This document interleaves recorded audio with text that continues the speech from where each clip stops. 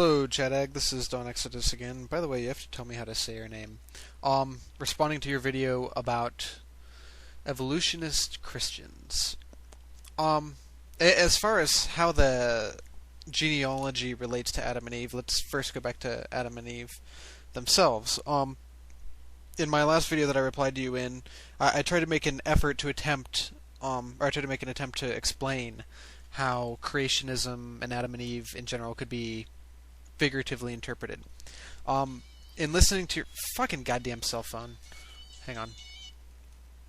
In listening to your last video, I kind of got a glimpse of exactly what the problem was, and I think I found a solution to it too. The Adam and Eve story itself is symbolic. The original sin that they speak of is real, however, it was not incurred from a rib woman listening to a talking snake and eating a magical fruit. As I said before, I think that the original sin symbolizes our disobedient nature, our pride, our arrogance, and just the way that we are. It's an attempt to explain in a way that primitive man can understand exactly what's going on and exactly why we are the way that we are. That being said, I believe that the meaning behind it is real. However, the story and the vehicle the author of the Bibles chose to portray that true nature is fiction. Adam and Eve, the rib, the talking snake, that is fiction. So they used a fictional vehicle to convey a real message, if that makes sense. So again, our pride, our arrogance, our disobedient nature, in essence, the original sin is a very real thing. It's just that the vehicle that they chose to convey that message in is symbolic. On to the next thing.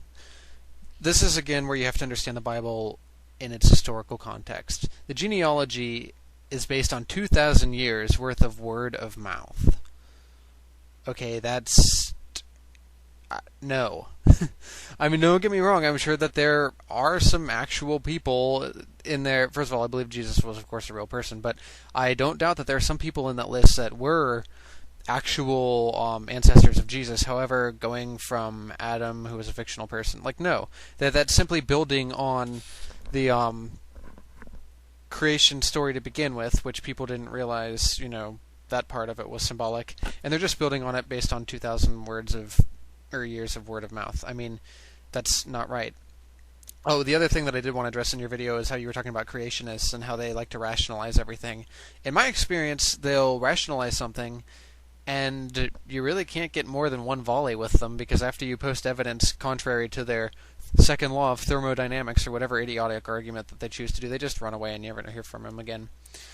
Then again, also back to the other point that you made about Jesus dying for original sin. I don't think Jesus died for original sin in the, eating a fruit, talking rib woman thing. Jesus died for our sinful nature, because we will commit sins so that they can be forgiven, and again, then we don't need all of the wonderful, very Christian-like behavior that goes on in the Old Testament. And the last thing that I kind of wanted to direct at you personally was regarding your statements about Christianity and evolution, period. First of all, there are things that can be proven, and there are things that can't be proven. And while I understand that no God by default is a null hypothesis, as I stated earlier, I have what I believe evidence for there to be a God, and so do many other people. It's subjective evidence, not objective, but it's evidence nonetheless. Now for me, the burden of proof has been met to overcome that null hypothesis, so I believe that there is a God, a Christian one. Evolution, by all means, has gone beyond all reasonable doubt. It's proven. So I think that this is kind of we need to stop and examine exactly what our goal needs to be here. And I think first and foremost, stopping this profound ignorance of science and stopping this cancerous, infectious, mindless thing that is creationism needs to be stopped first before we, go on debating about God and stuff. And you have to realize something, that the people who believe in creationism, God is a central part of their life.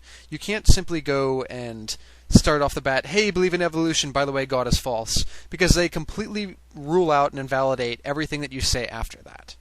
It's kind of like a debate tactic where you really have to think and do baby steps. If you want to argue about God, that's fine. By all means, do so. However, I think that I don't want to say damaging the cause, but I think that it's very difficult for a lot of people, especially Christians, to accept your evidence of evolution when you set it up prefaced by the notion of, oh, well, by the way, God doesn't exist because evolution is true. Just my 2 cents. Have fun.